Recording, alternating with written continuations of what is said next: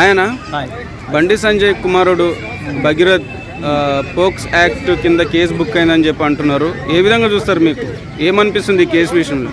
Case ఈ లెక్కలు చూస్తే కేసు కరెక్ట్ ఉందా లేదా అని ప్రజలకు అర్థమవుతుంది.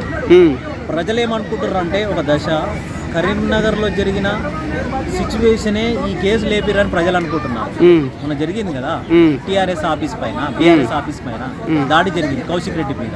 కావాలని ఆయన కొడుకుని తీసుకుంటున్నారని కొంతమంది అంటున్నారు.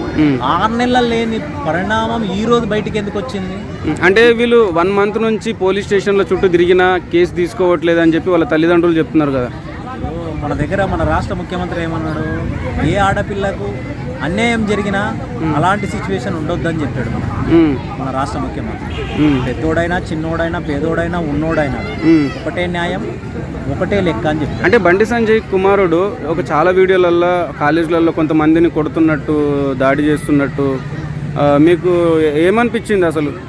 అది చూస్తుంటే ఒకసారి నిజమా అబద్ధమా అర్థం కావట్లేదు. ఈరోజు చెప్పిండొచ్చు అమ్మాయి మీద కేసు కాదనట్లేదు. ఇప్పుడు ఒకటేసారి ఇన్ని వీడియోలు రావడం అంటే ఆశ్చర్యం వేస్తుంది. మళ్ళీ రివర్స్లో వాళ్ళు హనీ ట్రాప్ చేసింది అమ్మాయి అని అనడం ఎంతవరకు కరెక్ట్ అంటారు? ప్రజలు 4 రోజులు తెలుస్తుంది. అంటే ముఖ్యమంత్రి గారు కూడా స్పెషల్ ఇన్వెస్టిగేషన్ టీం అంటే సిట్ వేసి డీజీపీ ఆనంద్ గారిని కూడా కాల్ చేసి ఏమైంది అసలు, నెల రోజుల నుంచి ఎందుకు ఎఫ్ఐఆర్ చేయలేదని అడగడం ఎట్లా అనిపిస్తుంది?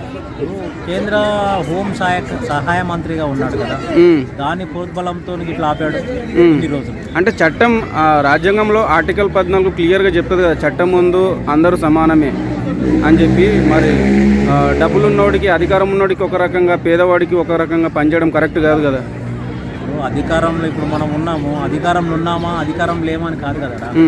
ఒక సమస్యను మనము కరెక్ట్ చేస్తున్నామా లేదా అని కావాలి.